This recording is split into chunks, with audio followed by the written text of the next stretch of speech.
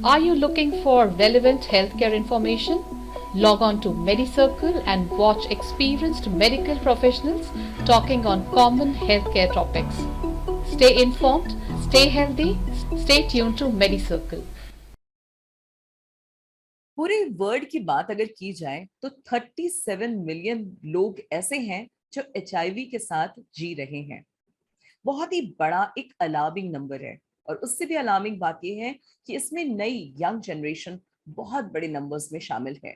एक ऐसी जनरेशन जिसको हमें बहुत दिनों तक स्वस्थ रखने की जरूरत है, जो आगे जाकर के हमारे भविष्य बनेंगे, ऐसे बच्चों को जन्म देंगे, फैमिली वे में जाएंगे। और इन सबको संभालने के लिए बहुत बड़ी जरूरी और बहुत ही काम की बात यह है कि उन्हें एड्स के बारे में जागरूक किया जाए।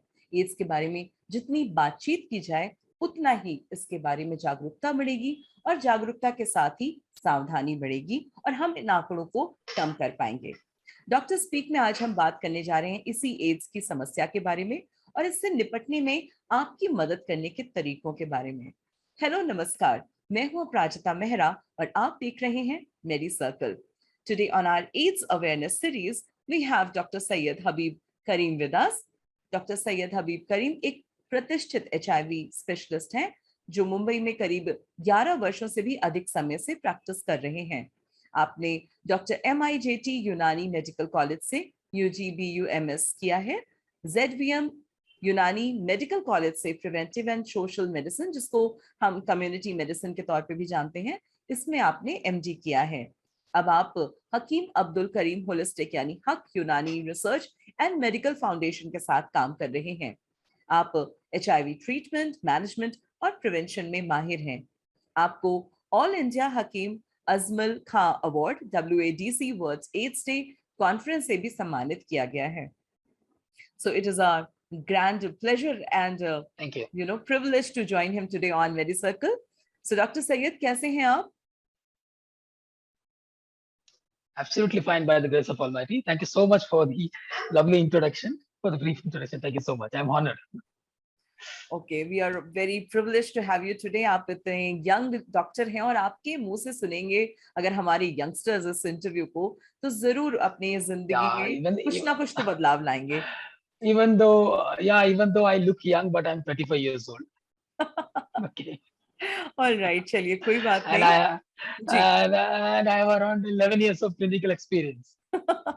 नहीं, बट फिर भी हम आपको यंग कहेंगे क्योंकि आप Thank you so much. Thank you for the compliment. अभी आप उस एज ग्रुप में आते हैं जिसमें लोग आपकी बात मानेंगे, आपको ओल्ड एंड बोरिंग पीपल कह करके वेव ऑफ नहीं किया जाएगा, ठीक है? Okay, thank you. ऐसे में हम शुरुआत करते हैं अपने आज के इस इंटरव्यू की, और मेरा पहला प्रश्न है कि HIV किसी व्यक्ति की सेहत को कैसे अफेक्ट करता है, इसके बारे में कुछ बताइए। देखिए, तो पहले हम लोग समझ लेते हैं HIV क्या है। तो HIV का जो फुल फॉर्म है वो ये है कि human immuno deficiency virus. Okay, तो इम्यूनो डिफिशियंसी यानी इम्यून सिस्टम को वो कम करता है।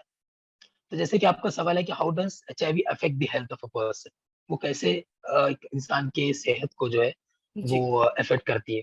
तो वो इम्यून सिस्टम को अफेक्ट करती है वो। अब इम्यून सिस्टम करता क्या है? Immune system it fights the infection, ठीक है, इन्फेक्शन को फाइट करती है। यानी कोई भी किसी भी शख्स को अगर बीमारी है, ठीक है, किसी भी इंसान को बीमारी है, किसी भी व्यक्ति को, तो बेसिकली इम्यून सिस्टम है वो which fights the diseases in a person's body. तो अगर इम्यून सिस्टम इफेक्ट हो गई, if immune system is affected, तो फिर वो जो डिजीज को फाइट करने का जो सिस्टम है that will be affected, right? तो इस तरीके से हम लोग ये समझेंगे कि इम्यून सिस्टम को अफेक्ट करती है बेसिकली HIV। तो एक बार इम्यून सिस्टम इफेक्ट हो गई, फिर बहुत सारी बीमारियां आसानी से लग जाती है, और इसको जो है मेडिकली अपॉर्चुनिटी इन्फेक्शन कहा जाता है। मेडिकल टर्म अपॉर्चुनिटी इन्फेक्शन, यानी कोई बीमारी आसानी से लग जाती। ओके, तो नेचुरली अगर इम्यूनिटी व्यक्ति की खराब होती है तो बहुत सारी बीमारियां अपने आप आएगी, बार बार उसको बुखार आएगा, बार बार सर्दी खांसी आएगी, ठीक है, किसी भी ओवर क्राउडेड प्लेस में वो चला जाएगा। तो एक नॉर्मल इंडिविजुअल जिसका इम्यूनिटी अच्छा है वो बीमार नहीं होगा, compare to that person whose immunity is low, जिसका इम्यूनिटी कम है। तो जिसका इम्यूनिटी कम है वो जाएगा क्राउड प्लेसेस में, तो इम्यूनिटी इसकी मतलब क्योंकि लो है, उसको बहुत सारी बीमारियां बहुत आसानी से लग जाएगी। सही बात है, जल्दी बीमार पड़ेगा और देर से ठीक होगा ऐसा व्यक्ति। बिल्कुल बिल्कुल, एग्जैक्टली। तो HIV को एड्स तक आने में कितना वक्त लगता है, कितना टाइम लगता है, और क्या तरीका होता है, कैसे ये HIV से एड्स तक पहुंचता है, किस स्टेजेस में? प्लीज इसके बारे में डिटेल में बताइए। बहुत अच्छा सवाल किया आपने। इसमें एक टर्म है, ये जो हम लोग यूज करते हैं उसको विंडो पीरियड कहते हैं। विंडो पीरियड यानी द टाइम आफ्टर इन्फेक्शन, ठीक है, एंड बिफोर सीरो कन्वर्शन, यानी बॉडी में वायरस आ गया, ठीक है, अब वो आने के बाद जब उसका टेस्ट करेंगे आफ्टर 6 मंथ्स, ठीक है, तो जब उसके एंटीबॉडीज डेवलप नहीं होंगे बॉडी में, इस पीरियड को विंडो पीरियड कहते हैं, ठीक। एक बार टेस्ट वगैरह करने पर एंटीबॉडीज अगर उसका पॉजिटिव आ गया, तो फिर यानी we can say that person is HIV positive. ये ये कौन से टेस्ट पे बेस करता है, डिपेंड करता है, जो एंटीबॉडीज बेस्ड टेस्ट हम्म। जैसे एलाइजा है, वेस्टर्न ब्लॉट है, but these test are outdated nowadays we have the latest one which is DNA PCR। It's a proviral test, so it detects the virus straight away, सीधा वो virus को detect करता है। यानी if a person is exposed to HIV within 72 hours, okay, that person can be rated whether he is having HIV or not। यानी 72 घंटे में हमें पता चल जाएगा उसको HIV है या नहीं, और ये ठीक है। तो बहुत ये एक बड़ी सवाल हो गया आपका अचीवमेंट है जो, अपने बारे में। जी बिल्कुल। बिल्कुल बिल्कुल बिल्कुल। तो ये दूसरा सवाल आपने कहा कि HIV को एड्स तक आने में कितना टाइम लगता है, तो that depends on the patients diet pattern and lifestyle.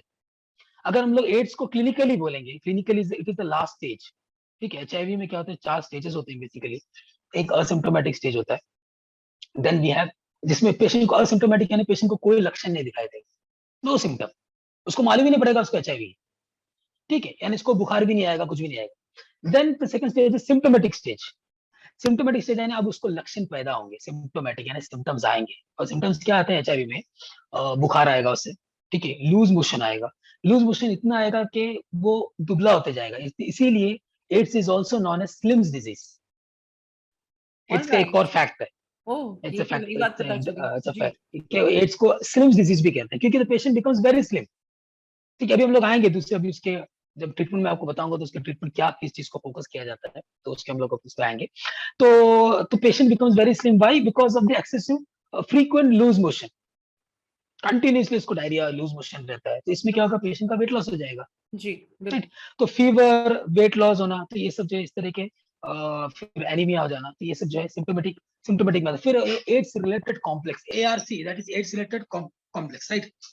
तो उसमें ट्यूबरकुलोसिस, हर्पिस, इस तरह की बीमारी होती है। Then the final stage is AIDS, ठीक है। उसको क्लिनिकली ऐसा बोलते हैं कि the CD4 is less than 200 कहा जाता है, अगर 200 से कम है CD4 तो जो है that condition is that to be AIDS, ठीक है। अभी CD4 क्या है कि this is basically fighting virus cells of the body. तो CD4 एक मार्कर है, मार्कर फॉर इम्यूनोलॉजिकल हेल्थ, जो टेस्ट करते हैं HIV पेशेंट्स को देखने के लिए किसकी इम्यूनिटी कितनी, ठीक है, वो है CD4 टेस्ट बेसिकली, राइट। वो अभी हम लोग जब ट्रीटमेंट के बारे में डिस्कस करेंगे तो मैं बताऊंगा। जी, बस मैं आपसे पूछने ही वाली थी कि मेरा अगला प्रश्न ही डॉक्टर यही है कि इसके क्या ट्रीटमेंट्स उपलब्ध हैं। देखिए, इसमें जो ट्रीटमेंट देते हैं, HIV को रेट्रोवायरस कहते हैं। इसके लिए इसका जो ट्रीटमेंट देते हैं वो है anti retroviral drugs, anti retroviral therapy, ART जिसको कहते हैं शॉर्ट फॉर्म। तो ART, because HIV is not curable but yes it is treatable, it is manageable, so इसके लिए ART देते हैं। ART जो है ART सेंटर्स में भी अवेलेबल है, गवर्नमेंट सेंटर्स में भी। तो ART इज द ट्रीटमेंट। अगर किसी को ART सूट नहीं होता in case, so then he goes for other treatment, जैसे जैसे आपने जो पहले बताया था आयुष, ठीक है। तो आयुष के जो ट्रीटमेंट है उसके लिए वो प्रेफर करता है if ART is not shooting it, otherwise ART is prescribed to these patients. So antiretroviral therapy, that is the treatment for, or that is the treatment for HIV. Sir, ये HIV के लिए जो anti retroviral जो ART आपने बताई अभी दवाई, ये मेडिसिन काम कैसे करती है, इसका तरीका भी कुछ आप बताइए। How does it work on system? Yes Yes, exactly. So what does HIV virus का क्या उसका साइकिल है? HIV virus की खासियत क्या है? What is the replication? मतलब मल्टीप्लिकेशन कॉपीज, मतलब वो कॉपीज बनते जाती है, उसको बोलते हैं रेप्लिकेशन बोलते हैं, ठीक है, मेडिकल टर्म। इस रेप्लिकेशन को सप्रेस करता है ART। What it does, it suppresses the replication of the virus, inhibition of the virus इसको बोलते हैं। तो अगर वो वायरस को रेप्लिकेशन से रोकेगा, ठीक है, तो उसके मल्टीपल कॉपीज नहीं बनेंगे। कॉपीज नहीं बनेंगे तो ऑब्वियसली जो है पेशेंट का इम्यूनिटी अच्छा रहेगा, अपॉर्चुनिटी इन्फेक्शन होगा नहीं उससे, ठीक है, और पेशेंट हेल्थी रहेगा। इसमें जो मार्कर यूज करते हैं, जैसे ART काम कर रही है कि नहीं फॉर द प्रोग्नोसिस, वो है 2 टेस्ट, एक है CD4 और एक है RNA वायरल लोड। CD4 बताएगा कि उसका इम्यूनोलॉजिकल हेल्थ कितना है, कैसा है, ठीक है। और मैंने आपको कहा कि वो 400 से लेके 200 के रेंज में रहता है, तो it should be at least above 400 500, इतना तो कम से कम रहना चाहिए, जी। ठीक है। और अगर आपको 900 1200 जा रहा है तो दैट इज आल्सो गुड। और वायरल लोड जो RNA viral load, it should come to less than detectable level, TND, target not detected करके गवर्नमेंट हॉस्पिटल में भी, एआरटी सेंटर में भी ये वर्ड यूज करते हैं, TND, that means target not detected. तो इस तरीके से इवैल्यूएट किया जाता है कि ART, anti retroviral therapy, patient के ऊपर काम कर रही है कि नहीं। तो बेसिकली आपको जो सवाल है कि एआरटी काम कैसे करती है, तो एआरटी इसके रेप्लिकेशन, एचआईवी के रेप्लिकेशन को रोकती है, क्योंकि रेप्लिकेशन जो एचआईवी वायरस की खासियत है, ठीक है, it's a retrovirus, RNA virus, it goes on multiplication. Replication मतलब इट गोज ऑन मल्टीप्लिकेशन, बढ़ते जाता है उसकी कॉपीज।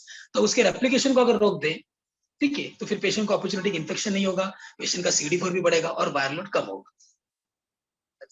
जाने से पहले मैं चाहूंगी कि आप कुछ हमारे यंगस्टर्स को अगर कुछ सलाह देना चाहें, हमारे दर्शकों को कुछ ऐसी सलाह देना चाहें जिससे उनको मदद मिले कि उनको एड्स ना हो या वो HIV पॉजिटिव ना हो, तो जरूर बताएं।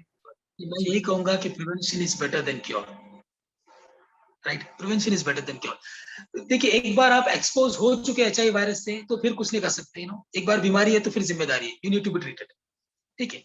लेकिन बीमारी नहीं होने से बचना जो है वो ज्यादा बेहतर है, ठीक है। जैसे फॉर एग्जांपल, हमेशा हम लोग को ये बात रखने का, हमेशा जब HIV की बात आती है तो लोग कहते हैं कि दे से use of condoms and other contraceptives. You should understand that the purpose of condom was not for pleasure, it was for protection, right? It is a contraceptive, it should be used by the married couple, right? हर चीज का एक purpose होता है।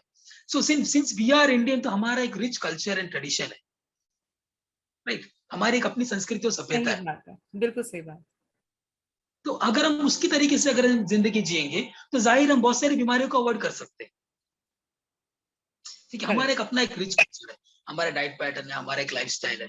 तो इस तरीके से जो मैं आपको कहता है कि prevention is better than cure, यानी एहतियात जो है वो इलाज से बेहतर है।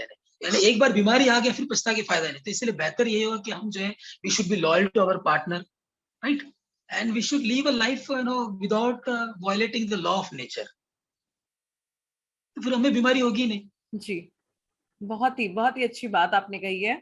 और डॉक्टर सैयद, मुझे लगता है कि इस इंटरव्यू के माध्यम से बहुत से लोगों को बहुत कुछ काम का उन्हें पता चला है, बहुत सारी जानकारी मिली है।